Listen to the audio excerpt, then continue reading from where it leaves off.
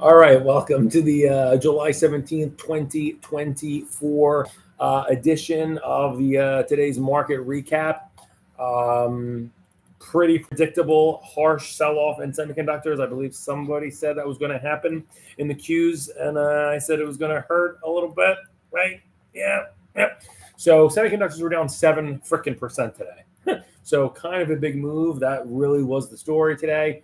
Taiwan in growth. There's a couple, comments yesterday from the Republican National Convention from Trump about Taiwan stealing our semis business, and it kind of let things down. We don't have to assume or expect what the catalyst is, but we know where the mean reversion will come, and it came in growth today to the tune of about 3.5%. You saw the hits in the Qs. New all-time highs today for financials, equal weight S&P, the RSP, new all-time highs for healthcare, as well as gold and the Dow.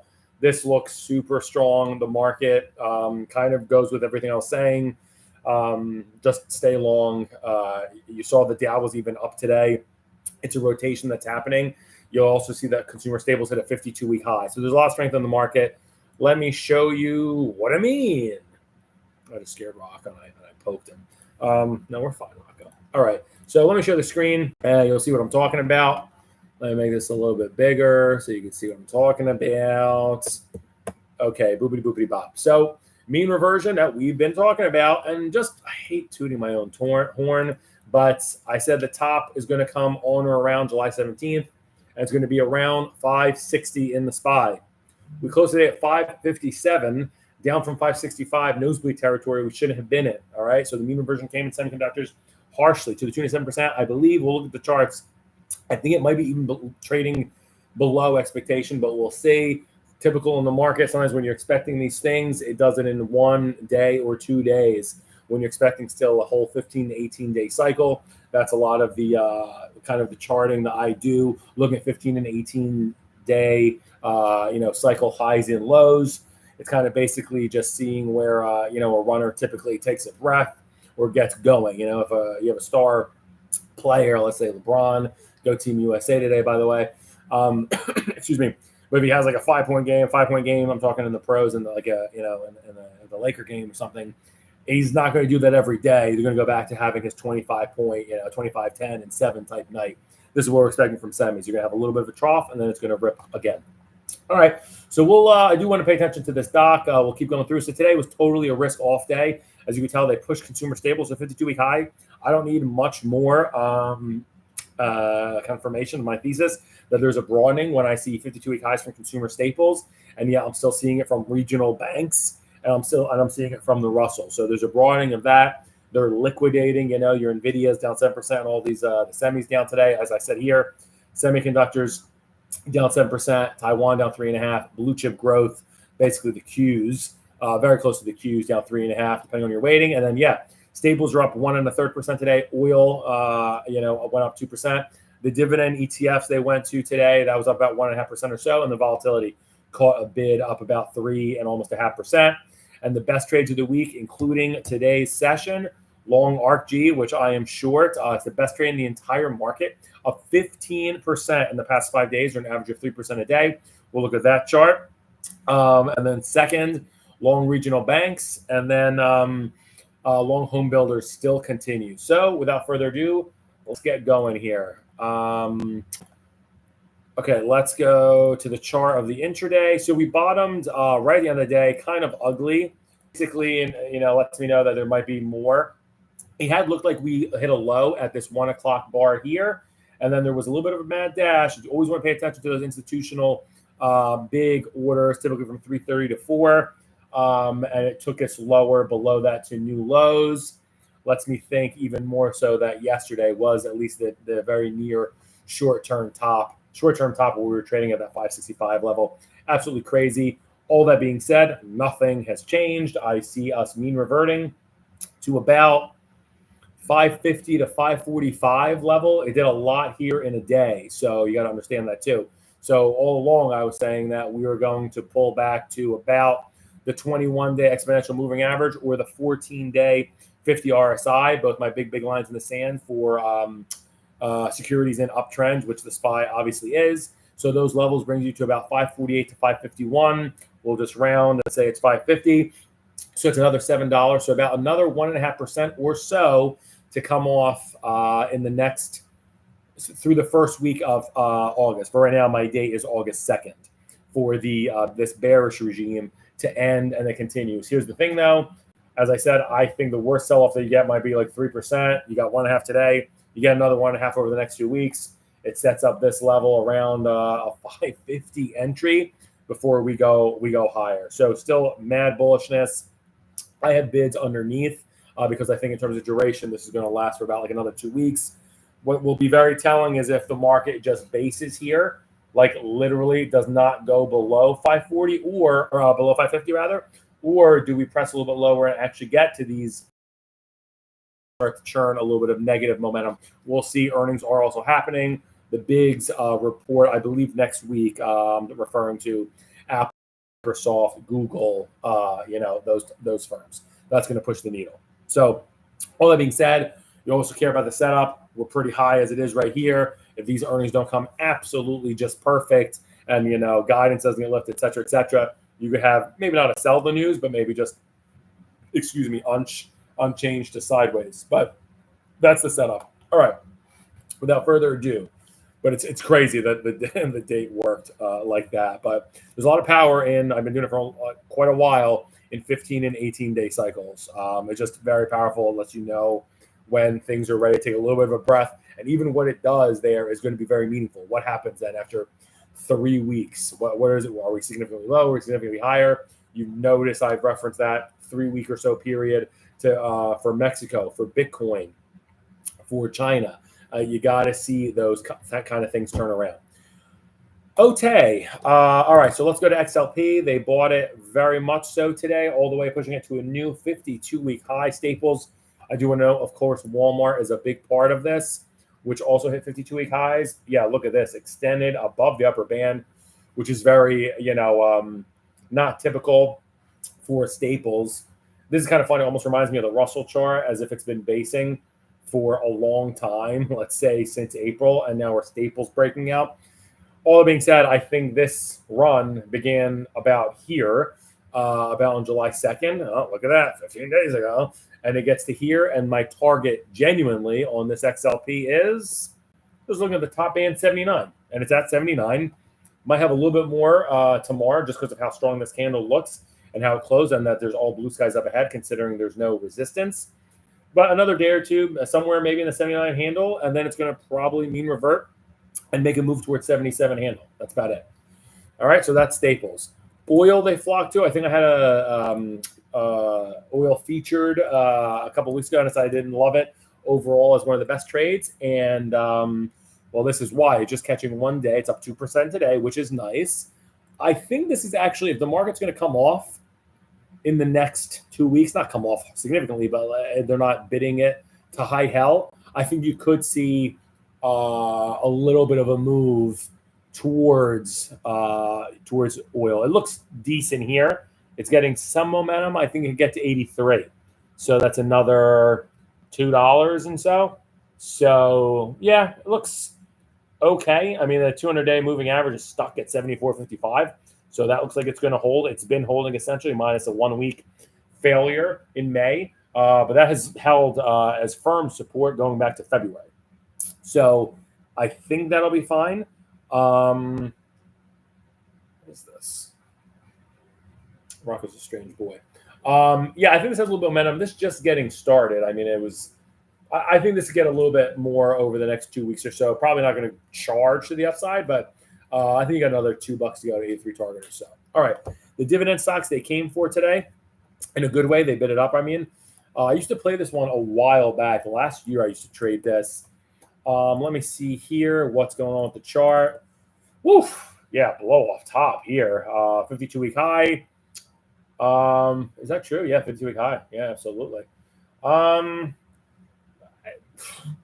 80 was my top target for this. I don't think it should go. Geez. Yeah, I think this is going to come back down. I think this wants to rest around 81, 80 more so. I don't think it's just getting ready to leave the station. And then volatility, very interesting. So we were looking at this and we were talking about, how much vol is going to spike on this next correction. I don't think it's going to spike to this much. very interesting. You got the 3% move today. We had said before, let me zoom in 6 months time frame because it's such a piece of crap. So we hit a 52-week low for this VXX on July 12th, and that price was $9.99. $9.99? Are you out of your mind?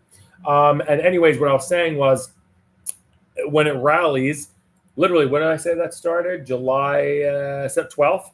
So on July 12th, I was predicting or basically forecasting that this is going to rise to the 21 EMA, which is 1070. So that would be 70 cents or 7%. You got half that move today.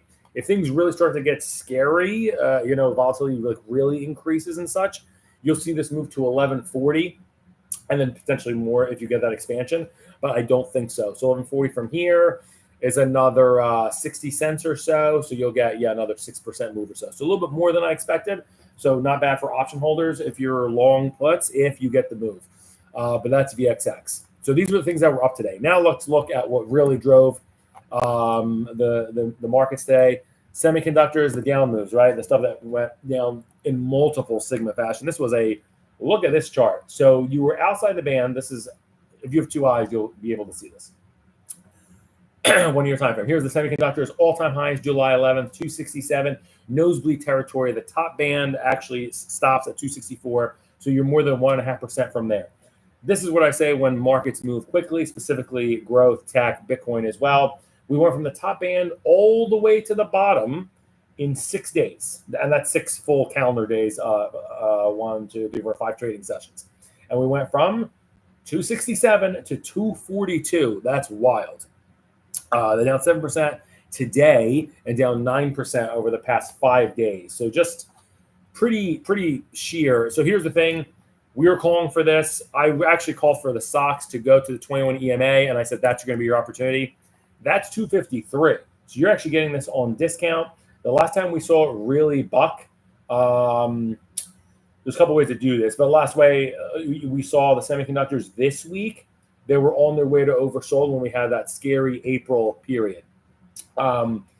Here, so the whole time I said this is going to mean revert to about 253 area through the first week of August. Now, what happens when it does it in 3 sessions or so? It's going to go sideways from there and there. I don't think it's going to break and go all the way, down here to 211, and it's going to get so much worse. I don't think it's going to happen. We'll see other similar charts here from growth and otherwise. You're going to see this movement in a lot of charts, basically going from the top Bollinger Band to the bottom volatility band, as you will, in basically a week's worth of trading. So I think it was Lennon that said there's weeks where, what was it? There's weeks where days happen and there's days where weeks happen or something. I don't remember. I'm tired. I only had to have a cup of coffee today. But you get my drift. Charts are my thing, not, cute little phrases. You can Google it on your own time. Okay, so that's the semiconductors. What do you do here? I have a bid below for the XLG, the mega cap, top 50. It's still high here. So we'll see what happens over the next, 2 to 3 weeks or so.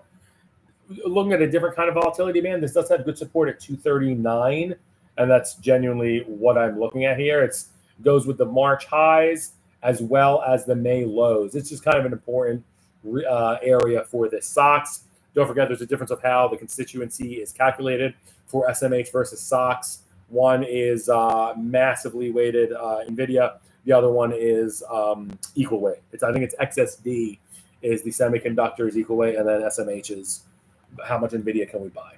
All right, so that's the SOX. So all that being said, the trend looks obviously stellar. It does this. If you got an extreme sale, if you will, what is that, 198, and we were there 15 points, less than 10% away from the EMA. Yeah, I mean, if you can get this to 2, people would be freaking out. It would be an April type like sell-off where semis would be on the brink of being oversold.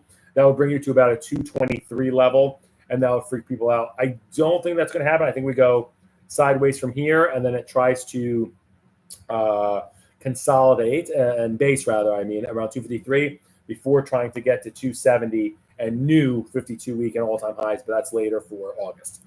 Let's look at other similar charts. So Taiwan was in the news because of the comments from last night. I think that Trump said that Taiwan's stealing 99% of our semi business. So you saw big moves lower in Taiwan Semi and in Taiwan as a nation.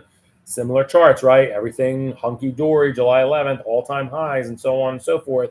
And now we're back here. So where do we go from here? Probably, let me look at a candle. Not so great. Still rising in momentum. Yeah, similar to the other chart. If things get ugly, it's going to drop to 53. It could go sideways from here, though. But all these trades need 2 to 3 weeks. I don't think you're going to see that massive buying fervor right now, although earnings can change things. And this is blue chip growth, basically a very close to the Q's ETF, but the Qs did not actually register a multiple sigma move. This one did due to the weighting. Same stuff, all-time highs on the 11th, and then what happens in just 6 days? Right, hero to zero in a way. I mean, this thing went from 44 to 42. It's a big move. 5%, 3.5 today alone. Now what? This needs a little bit of time. This actually looks like, and I could use this to kind of fill in with the rest. This looks like it wants to get to 41.60. It doesn't look like it's done yet. I think it wants to shake out a little bit more weak hands. And to be honest, 41.60 is not, 50 cents away. So that's 1%. So a little bit more pain to the downside, maybe in tech is what I think, before, of course, going to new all-time highs later in August, mid-August to, end of August.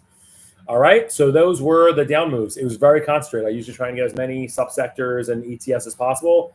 That's all that they really shook today, and that's why our headline was mean reversion in semis, Taiwan, and growth. They were in nosebleed territory, and now they're coming back. All right, top 5 gainers of the past 5 days, no repeats. This one hurts me to say, and this is what also helps me, inform me, and I learn that there's a massive broadening happening here. It's a junk rally, and that they're buying everything. You can't put all the chips on the one spot on the roulette table. So you put a little here, you put a little here, you put a little there. They're buying Arc Genomic. This is the worst. If you remember our first half video, Arc Genomic, this is one of the worst, I believe the worst fund ETF of the year.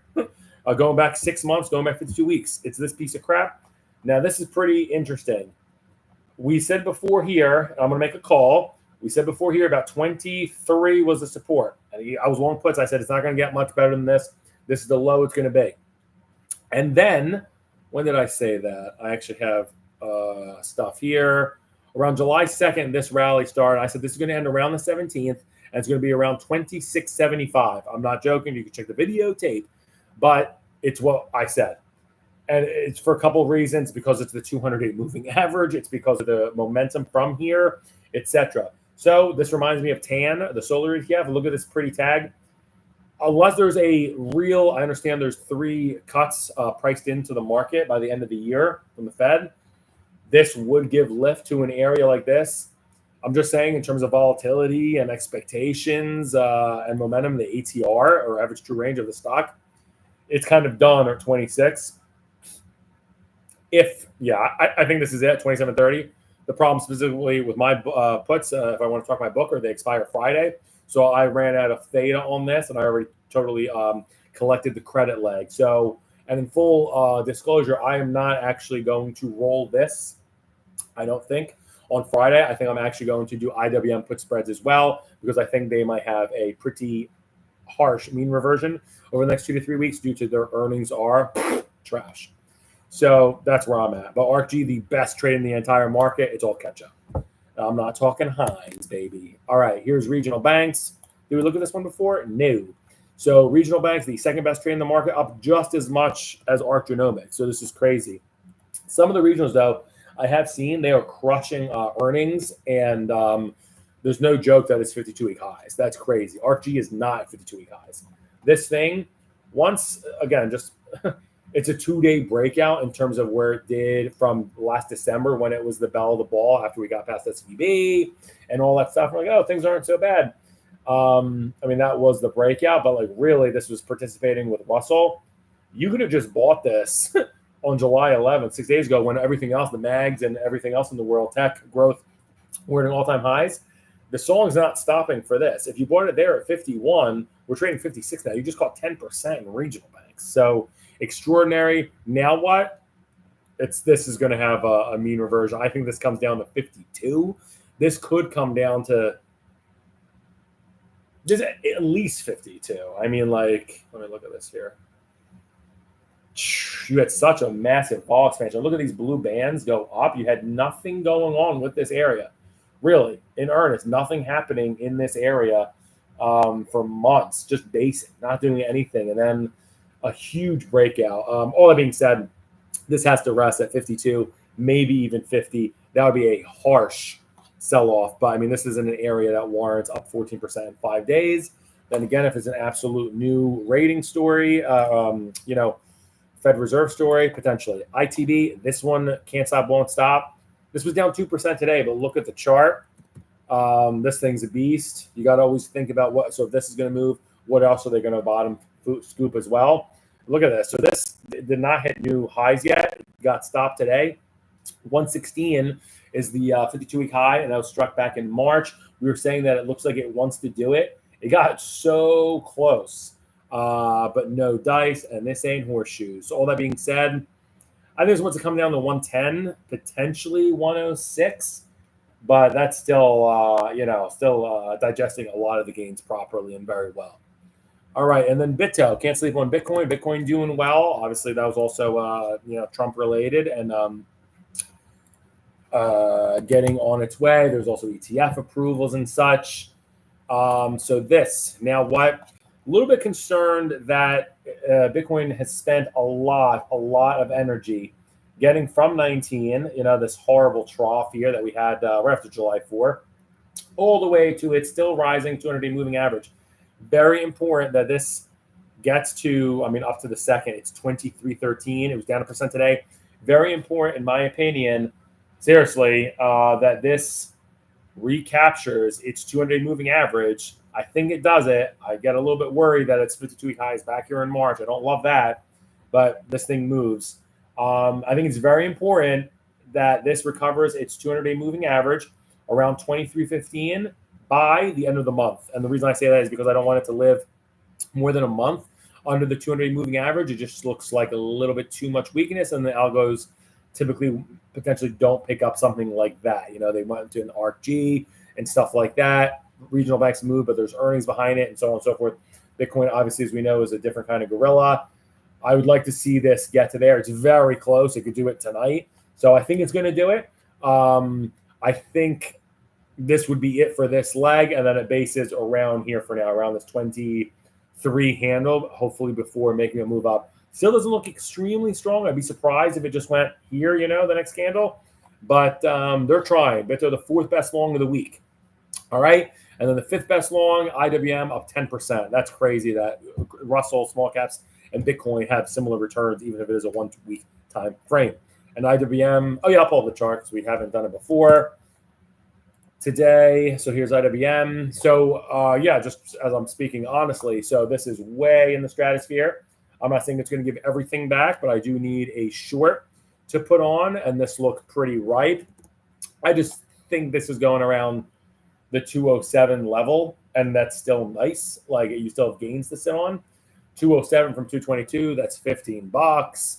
That's like 7%. So that's, you can make real nice money and put spreads on that. And I need to have a downside protection going into this potential bearish regime for the next 2 to 3 weeks anyhow. And I think small caps is going to be my tune. Not that I'm doubting the rotation. I am not. Staples for the 2-week high, et cetera, et cetera. But I think this could come harder. NVIDIA, now that we're looking at it, it's had this, every time it goes to 135, goes back to 120, then it goes back to 133, back to 119, it's like there's a floor on it. So I don't think folks are ready to leave all their growth stocks yet. All right, biggest movers lower of the past 5 days, nat gas. This thing is a ugly pig to new 52-week lows today. We were talking about that last week. We said it might not. It was really weak, and I said this might have some more momentum on the downside. Actually surprised me that it did it today, but here it is, a new 52-week low in nat gas. Meanwhile, it's 105 degrees outside. The low, was 1358. It closed basically right at it. Ugly day, down 6%. Now what? Looks a little overdone, even though it is inside the band. I just kind of expect this to at least gravitate towards the 15 handle, potentially 16, which would be a monster move. potentially you see a reversal if they exit SPY, for example, or the the nasdaq type trade. Maybe they pick up garbage like this, but very heavy. Look at the pretty tags all the time for a loser. You could look at this tag of the 200-day in October, sell it. Tag of the 200-day in January, sell it. A beautiful tag of the 200-day right before Memorial Day weekend, sell it. Did it again June 11th, sell it. You know what to do if it gets there again in 1987. You sell it, and when you're done, you sell it some more. Here's the SMH. We kind of already did this with the SOX, but let me pull this up. This was down 7. Yeah, we already did this. This is basically the same as SOX. Went just incredible. From here, this is the more liquid way that people play, but 283 to 254, that's what we were saying. This has really good support, I do want to say, at 251. Like, I would kind of be, I don't like the duration because I do see this bearish regime. I like using that word for the next 2 to 3 weeks. I should say distribution. I see stocks, just getting sold instead of being massively bid up over the next 2 weeks, or at least staying flat. So I'm not in the mood to chase, but the semis, this SMH specifically, I just have a lot of different calculation of different support levels, like on pivot points, exponential moving averages, short, medium, longer term, as well as lower Bollinger Band numbers, et cetera, et cetera. And each time I'm getting 251 as that support. And there's just, I'm not going to go into it more, but you're basically at it here, another percent. If that's an ugly candle, I have to think if this gets to 250 or something tomorrow, I'll probably dabble just cause. Mags, pretty close to my heart as well. I like this ETF. I more so buy XLG, as I've been on tape saying many, many times. But this thing, this was in nosebleed territory. It shouldn't have been this high on the 10th, and we were calling for it to go down. This is pretty a good level. It's at the 21 EMA.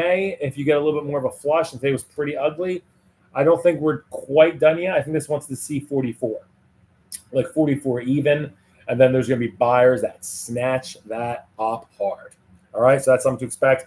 I think this only has like another week or so. This has been in the penalty box for a little bit with no big up days since a week ago. If you think about it, the all-time highs for the mags, we were talking about it being the belle of the ball with that candle, just unbelievably, was a week ago. It was last Wednesday. So, I think you have a little bit more of this, and then you're going to want to buy this. Uranium was the fourth biggest loser in the past week. Let's see what's going on. Today down 4%, similar charts, right? Here at a 0, amazing here. And then here just 5 days later. This high is back in May 20th. Now what?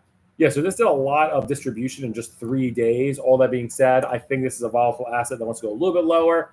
I'm looking at 28 for a target. So just a little bit more. I think it's probably going to try and shake a couple weak hands like it was over here and potentially get out of its, get below its 200-day moving average. One of the funny things too is I'm looking here and the 200-day moving average is actually flat for the first time in a while. So that's pretty interesting. I'll look at it tomorrow, but that's interesting. And the number is 29 on the button. So pivotal moment here for uranium. I think it's going to go lower and break and then spend some time around 30 even. All right. So you're seeing a lot of chop, a lot of difficulty in trading. I'm sure it won't frustrate anyone. And then lastly, tech as a whole, the XLK, this is your Microsoft, Apples, etc. Tech, the XLK is down 5% in the past 5 days, or an average of 1% a day. Of course, most of that came today, down 4%. Now what? This looks like in terms of duration, it has a little bit more to go, but in terms of support, I'm seeing it pretty sharply on the other chart. 221, you're going to want to gobble this the beep up. Just telling you. Typically, another thing too, just a little, it's not like a cheat code or anything, but when you get overbought here, there's a line of buyers there. Okay, so it's almost like you're waiting for T Swift or whatever to add more dates for the concert.